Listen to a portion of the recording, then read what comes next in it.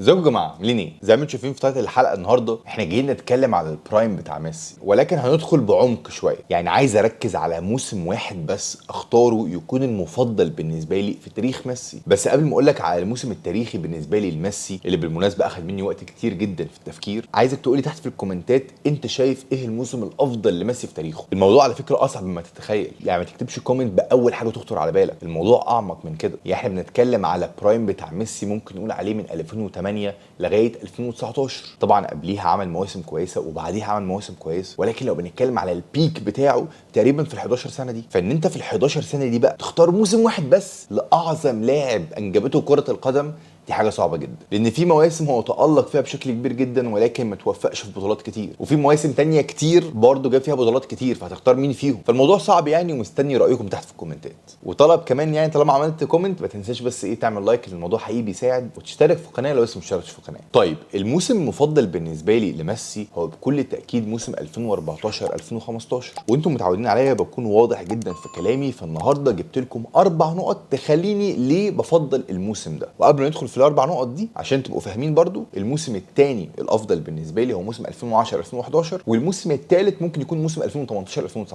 وهقول لكم ليه في اخر الحلقه. طيب ايه الاربع اسباب اللي تخليني اختار موسم 2014 2015 الافضل في مسيره ميسي؟ اول حاجه الارقام. ارقام ميسي في الموسم ده خرافيه، 58 جون في كل البطولات، 28 اسيست، ومعاها قدر يكسب كل البطولات الممكنه، التريبل، فارقام عاليه جدا، وفي نفس الوقت يكسب كل البطولات الممكنه.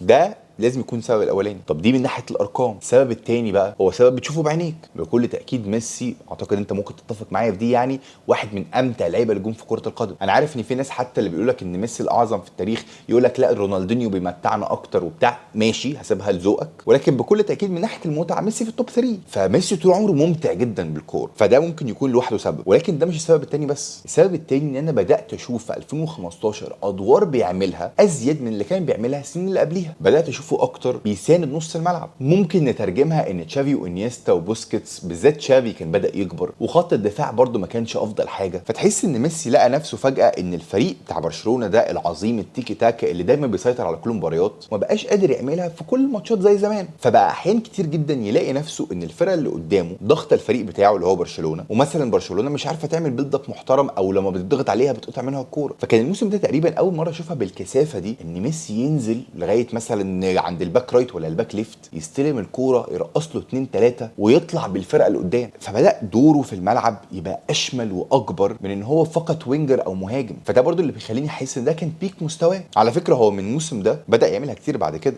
انا مش بقول لك ان هو عملها بس الموسم ده، فكره ان هو ينزل تحت ويبني هجمه وكده، بس اللي انا بقوله لك ان في موسم 2014 2015 كانت اول مره اشوفه بيعملها بالكثافه دي. السبب الثالث اللي ممكن يكون مربوط شويه بالسبب الثاني، تالقه في الماتشات اللي برشلونه مش كويس فيها. انا مش هنسى الماتش بتاع بايرن ميونخ اللي وقع فيها بواتينج على ظهره قدام جوارديولا في السيمي فاينل بتاع الشامبيونز ليج. بغض النظر عن الجون بتاع بواتينج ده بشكله الجميل، وده لوحده ممكن يكون سبب كافي، ولكن بغض النظر عن اللقطه دي، بايرن ميونخ كان في الماتش ده كويس جدا. ولو انت ما اتفرجتش على الماتش وشفت النتيجه في الاخر ان برشلونه كسب 3-0 هتقول بس ده برشلونه قطع بايرن ميونخ، ولكن في الحقيقه ده ما حصلش. انت لغايه الدقيقه حاجه و70 النتيجه 0-0 وبتلعب في الكامب نو، ووقتها 0-0 بره ارضك، دي نتيجه كويسه جدا، لان انت ممكن في اي وقت تخطف جون، والجون ساعتها لسه بيتحسب باتنين. فبايرن وجوارديولا كانوا عاملين ماتش تكتيكي عالمي، ومش هقول لك برشلونه كان وحش، ولكن بكل تاكيد ما كانش يستحق الماتش يخلص ب 3-0. ولكن تيجي هنا عبقريه ميسي. الجون الاولاني ميسي بيشوط كوره من بره ال 18 وهو مضغوط عليه على فكره، يعني مثلا لعيبه بايرن مش سايبينه براحته، لا مضغوط عليه، ولكن بمهاره فرديه قدر ان هو يسجل جون مهم جدا. ويجي بعديها الجون الثاني بحركه فنيه هتخلد في التاريخ على بوتنج يجيب بيها الهدف الثاني، وسبب الجون الثاني ده يضطر بايرن ان هو يجازف عشان يحاول يجيب جون عشان يعوض، فيجي الهدف الثالث بتاع نيمار. كل ده بسبب ان ميسي قرر انه ينهي المباراه. وبالذات لما تيجي تفتكر برضو مباراه النهائي وتشوف قد ايه ماتش يوفنتوس ده كان سهل قوي على الفريق، فده يحسسك ان اقوى فريق كان ممكن فعلا يطلع برشلونه من البطوله دي كان بايرن ميونخ، ولولا ميسي كان بنسبه كبيره هيعملها فعلا. احنا كل ده بنتكلم على ماتش واحد على فكره في الشامبيونز ليج كله، ما جبتلكش بقى ماتشات الدوري، ما جبتلكش بقى ماتشات حتى الشامبيونز ليج نفسها في ادوار مختلفه، احنا كل ده بنتكلم على ماتش واحد بس وتاثير ميسي فيه. ماتش تاني من وجهه نظري شايف هو ده اللي كسب برشلونه اخر تشامبيونز ليج يكسبوها حتى الان. وبيني وبينكم يعني يا عالم هيكسبوها تاني امتى؟ السبب الرابع والاخير بقى هو ان لاول مره اشوف ميسي في دور القائد. بكل تاكيد ميسي مش من نوعيه الكابتنز اللي انت متعود عليها، حته ان الكابتن يكون بيزعق وبيحمس اللعيبه، ونوعيه الكابتنز دي حلوه جدا على فكره، ولكن كنت اول مره اشوف او اول مره اركز على جانب تاني المهم جدا الكابتن يعمله، وهو انه يساعد ناس منضمه جدا للفريق ان هم ينسجموا مع المجموعه، وبالذات لما انت تكون احسن لعيب في الفرقه والستار، فكره ان انت تحسس اللي حواليك ان انت لا هادي، وان انت برضو بتحبهم، وان انت برضو